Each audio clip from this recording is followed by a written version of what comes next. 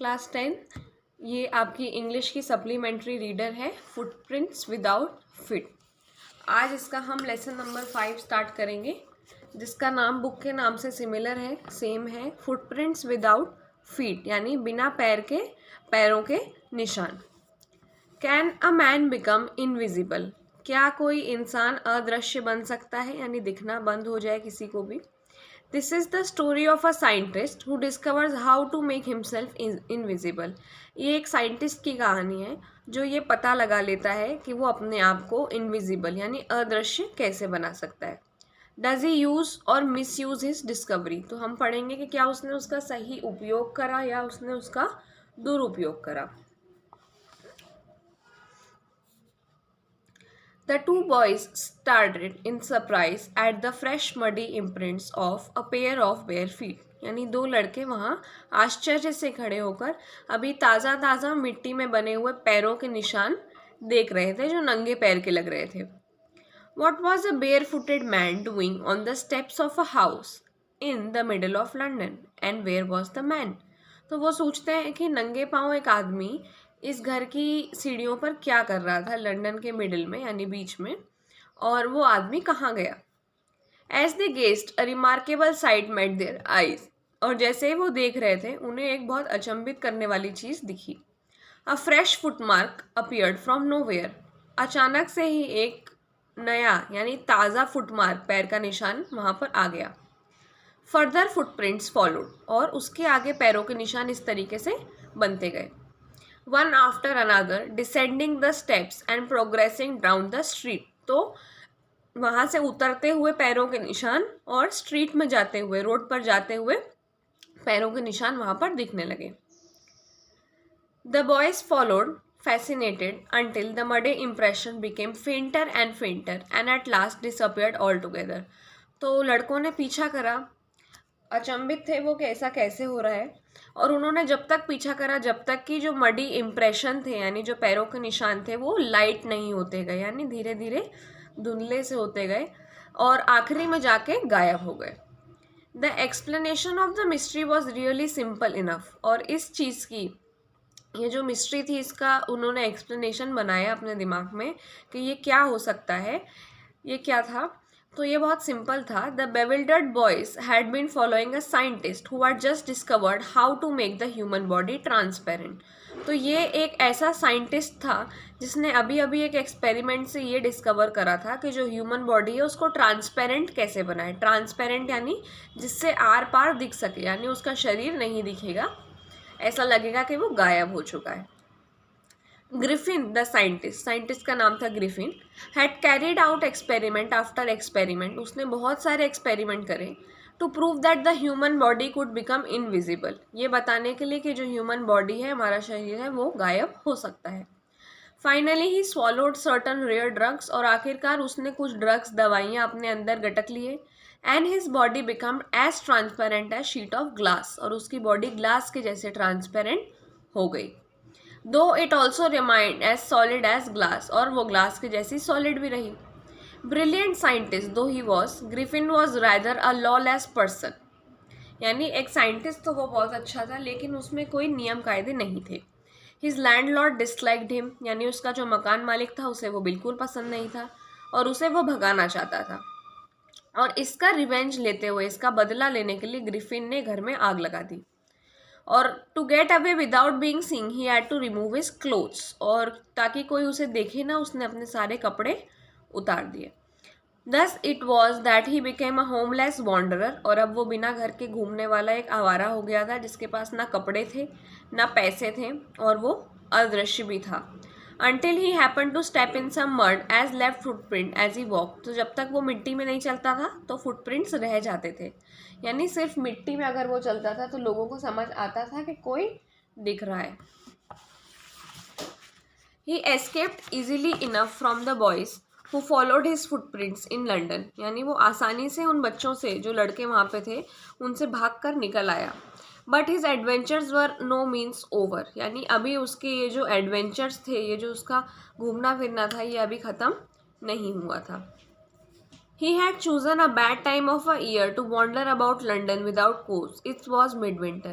यानी ये बहुत गलत टाइम था कि उसने अपने बिना कपड़ों के घूमने का सोचा, क्योंकि ये मिड विंटर का समय था, ठंड थी.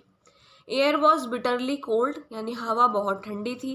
And he could not do without clothes, और वो बिना कपड़ों के कुछ नहीं कर पा रहा था. Instead of walking about the street he decided to slip into big London store for warmth. उसने सोचा कि मैं लंदन के एक बड़े शोरूम में जाता हूँ और फटाफट वार्मथ के कपड़े ले लेता हूँ, यानी जिससे मुझे गर्माहट मिले. क्लोजिंग टाइम अराइव, दुकान बंद होने का समय था. As soon as the doors were shut Griffin was able to give himself the pleasure of clothing. तो जैसे ही सब दरवाजे वगैरह बंद हुए, वो अपने आप को कपड़े पहनने का आराम दे रहा था. And feeding himself without the regard to expense, और वो खा भी रहा था बिना पैसा दिए, क्योंकि उसे कोई देख ही नहीं पा रहा था.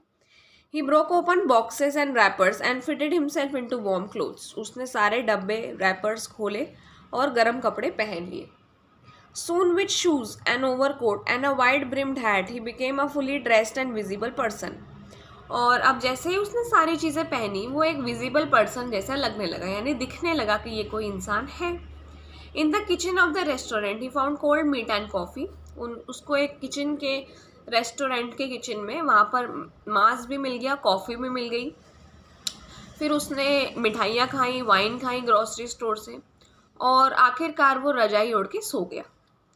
If only Griffin has manage to wake up in good time all might have been well. अगर वो सही समय से उठ जाता तो शायद सब ठीक रहता. As it was he did not wake up until the assistants were already arrived next morning. अगली सुबह वो जब तक नहीं उठा जब तक असिस्टेंट नहीं आ गए. When he saw a couple of them, जब उसने देखा कि यहाँ तो कुछ लोग आ चुके हैं, he panicked and began to run. वो दौड़ने लगा. They naturally gave chase, और वो भी उसके पीछे दौड़ने लगे. In the end, he was able to escape only by quickly taking off his newly found clothes. तो अंत में वो भाग तभी पाया जब उसको कपड़े उतारना ही पड़े. तो एक बार फिर once more he found himself invisible but naked in chill January air. तो एक बार फिर वो इनविजिबल तो था, अदृश्य था, लेकिन वो उसके साथ में नंगा भी था. उसके पास कपड़े नहीं थे और जनवरी की ठंडी हवा चल रही थी. This time he decided to try the stock of theatrical company in the hope to finding not only clothes but also something that would hide the empty space about his shoulder. तो उसने सोचा कि अब मैं कुछ theatre वालों की, जो थिएटर कंपनी होती है, उनके कपड़े चुराऊँगा, जिससे मुझे बाकी सब तो ढके गए, लेकिन उसके साथ जो खाली है ऊपर शोल्डर के ऊपर, यानी उसका सर तो दिख नहीं रहा था, तो उसको छुपाने के लिए भी कुछ मिल जाए. Shivering with cold he hurried to Drury Lane the centre of theatre world. तो वो एक दुकान में पहुंचा जो थिएटर वर्ल्ड का सबसे बड़ा सेंटर था. He soon found a suitable shop.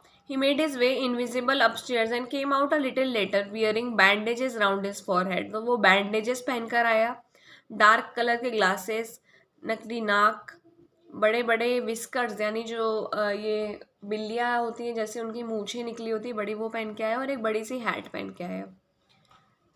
To escape without being seen he callously attack the shopkeeper from behind, after which he robbed him of all money he could find.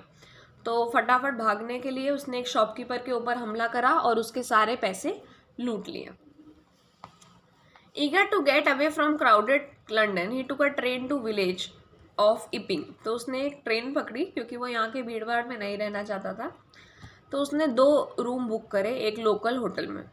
The arrival of a stranger at an inn in winter was in case an unusual event. यानी एक इस तरीके से अजनबी का hotel में आना, वो भी अजीब सा लग रहा था. इसी ठंडी में एक अजीब वाक्या था. A stranger of such uncommon appearance set all tongues waging. और ऐसे एक अजीब से उसको देखकर, जिसने पहनावा भी अजीब सा पहन रखा था, सब लोग देखने लगे. Mrs hall the landlords wife, यानी जो उस जगह की मकान मालकिन थी, जो बीवी थी मकान मालिक की, made every effort to be friendly. तो उसने हर तरीके से उससे बात करने की कोशिश करी. But Griffin had no desire to talk, लेकिन वो बात नहीं करना चाहता था. And told her my reason for coming to Epping is a desire of solitude. तो वो कहता है मेरा यहाँ पे आने का रीज़न था कि मैं अकेले में रह सकूँ. सॉलिट्यूड यानी मैं अकेले में रह सकूँ. I do not wish to be disturbed in my work. मैं अपने काम में कोई भी डिस्टर्बेंस नहीं चाहता हूँ. मैं नहीं चाहता हूँ आप मुझे बीच बीच में परेशान करें. और इसके अलावा an accident has affected my face. एक एक्सीडेंट से मेरा चेहरा प्रभावित हो गया है. Satisfied that her guest was an eccentric scientist, यानी उसको सेटिस्फेक्शन तो हुआ कि मेरा जो गेस्ट है, जो मेरा यहाँ पे आया है रुकने के लिए मेहमान, वो एक बहुत अच्छा साइंटिस्ट है। और in view of the fact that he had paid her in advance, और उसने एडवांस भी दे दिया है, Mrs Hall was prepare to excuse his strange habits and irritable temper. तो मिसेज हॉल ने सोचा कि ठीक है, इसका टेम्पर जो है इरिटेबल है, यानी कि ये जल्दी इरिटेट हो जाता है और इसकी आदतें थोड़ी अजीब हैं, तो उसने ये सब चीज़ें एक्सक्यूज़ कर दी। But the stolen money did not last long, पैसे ज़्यादा लंबे समय तक नहीं चले और ग्रिफिन को मानना पड़ा कि अब उसके पास कैश नहीं है, और उसने ये दिखावा करा, ही प्रिटेंडेड, ऐसा दिखाया कि जैसे he was expecting a cheque to arrive any moment, जैसे मेरे पास किसी भी क्षण कोई चेक आने वाला है। Shortly afterwards, a curious episode occurred. Very early in the morning, a clergyman and his wife were awakened by noises in the study. Creeping downstairs, they heard chink of money being taken from clergyman's desk. तो अगली सुबह उन लोगों ने आवाज़ सुनी कि नीचे से कुछ आवाज़ आ रही है, और जब उन्होंने देखा तो उन्हें आवाज़ आई कि कोई पैसे निकाल रहा है। Without making any noise and with a poker grasped firmly in his hand, the clergyman flung open the door. Surrender. तो बिना किसी आवाज़ करे और जल्दी से उसने गेट खोल के कहा सरेंडर। उसे लगा कि कोई चोर है। Then to his amazement he realized that the room appeared to be empty. तो उसको एकदम से आश्चर्य हुआ कि रूम तो खाली है। He and his wife looked under the desk. उन्होंने टेबल के नीचे देखा, पर्दों के पीछे देखा और चिमनी तक में देखा, लेकिन किसी का कोई साइन नहीं मिला। Yet the desk has been opened and housekeeping money was missing. और जो टेबल थी वो खुली हुई थी, पैसे भी उसमें से निकले हुए थे। एक्स्ट्राऑर्डिनरी अफेयर, यानी ये तो बहुत ही अजीब वाक्य है। The clergyman kept saying for the rest of the day, पूरे दिन वो यही कहते रहे।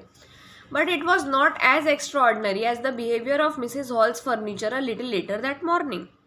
The landlord and his wife were up very early and were surprised to see the scientist's door wide open. तो वो मकान मालिक और उनकी बीवी उठे हुए थे। उन्होंने देखा कि साइंटिस्ट का गेट पूरा खुला हुआ है। Usually it was shut and lock, तो यूजुअली वो बंद रखता था। And he was furious if anyone entered his room, और उसे बहुत गुस्सा आती थी अगर कोई उसके रूम में घुसता था तो। The opportunity seem too good to be miss, तो उन्हें लगा कि ये तो बहुत अच्छा मौका है, इनके कमरे में जाके देखते हैं। दे पीप्ड राउंड द डोर, उन्होंने देखा कि झाँका, उन्होंने देखा कि वहाँ कोई भी नहीं है, तो उन्होंने सोचा कि अब हम इसको इन्वेस्टिगेट करते हैं कि आखिर क्या समस्या है इसकी। द ब्लड क्लोथ्स वर क्लोड, यानी उसके जो कपड़े थे पलंग पे रखे हुए वो ठंडे थे। Showing that the scientist must have been up for some time, ये बताने के लिए कि वो बहुत समय से उठा हुआ होगा। And stranger still the clothes and bandages that he always wore were lying about the room, और उन्होंने देखा कि उसके कपड़े और जो बैंडेजेस वो पहनता है वो कहीं वहीं रूम में पड़े हुए हैं। All of a sudden Mrs Hall heard a sniff close to her ear, एकदम से उन्हें उनके कान के पास किसी के सांस लेने की आवाज़ आई। A moment later the hat on the bed post leapt up and dashed itself into her face, और उसी क्षण वो जो हैट थी जो साइंटिस्ट पहनता था उठी अपने बेड पे से और उसके मुंह पर जाके लग गई। और bedroom chair become alive, bedroom की चेयर में जान आ गई। Springing into air it charge straight at her legs foremost, और एकदम से हवा में उड़ते हुए वो उसके पैरों पर आके लगी। As she and her husband turned away in terror, और वो और उसका पति एकदम डर के मारे भागने लगे। The extra ordinary chair pushed them both out of the room, उस चेयर ने उन दोनों को कमरे के बाहर धक्का दे दिया। And then appear to slam and lock the door after them, तो उसने धक्का देने के बाद जोर से गेट उनके जाने के निकलते ही बंद कर दिया। Mrs. Hall almost fell down the stairs in hysterics. She was convinced that the room was haunted by spirits and that the stranger had somehow caused these to enter into her furniture. तो उन्होंने ये मान लिया कि ये जो area है, जो उनका रूम था, वो हॉन्टेड बाय स्पिरिट्स यानी आत्माओं से भरा हुआ था, और जो अजनबी यानी जो साइंटिस्ट था उसने उन आत्माओं को फर्नीचर के अंदर घुसा दिया था। My poor mother use to sit in that chair, she moaned, वो रोने लगी कि मेरी माँ उस चेयर पे बैठा करती थी। To think it should rise up against me now, किस तरीके से वो चेयर मुझे भगा रही थी। The feeling among the neighbours was that trouble have was caused by witchcraft, तो आसपास के जो कमरों में नेबर्स रुके हुए थे पड़ोसी, उनको लगा कि ये किसी तरीके का टोना टोटका करता है। But witchcraft or not, when news of burglary at the clergyman's home became known, the strange scientist was strongly suspected of having a hand in it. लेकिन जैसे ही ये खबर फैली कि उसके पैसे गायब हुए हैं, वैसे ही इस साइंटिस्ट पे सबका शक जाने लगा कि इसका कुछ ना कुछ तो हाथ इसमें है. Suspicion grew even stronger when he suddenly produced some ready cash. और शक जब ज़्यादा होने लगा जब उसने तुरंत ही पैसे निकाल कर दे दिए कि उसके पास कैश आ गया है. Though he had admitted not long before that he had not money. क्योंकि उसने थोड़े समय पहले ही बोला था कि उसके पास पैसे नहीं हैं. The village constable was secretly sent for, यानी गांव से एक कांस्टेबल बुलाया गया. Instead of waiting for the constable, Mrs. Hall went to the scientist who had somehow mysteriously appeared from his empty bedroom. तो उसका वेट करने की जगह मिसेस हॉल सीधे उसके कमरे में गई, जो अब कमरे में वो आ गया था. I want to know what have you done doing to my chairs upstairs. मैं जानना चाहती हूँ कि तुम मेरी चेयर्स के साथ ऊपर क्या करते हो, she demanded. And I want to know how is it you came out of an empty room and how you entered a locked room. और मैं ये भी जानना चाहती हूँ कि तुम खाली कमरे से बाहर कैसे आए और जो लॉक लगा हुआ कमरा था तुम उसमें कैसे घुसे. The scientist was always quick tempered, यानी जो साइंटिस्ट था वो बहुत जल्दी गुस्सा में आ जाता था. नाउ ही बिकेम फ्यूरियस, और अब वो चिढ़ गया. You don't understand who or what I am. तुम नहीं समझ रही हो मैं कौन हूँ.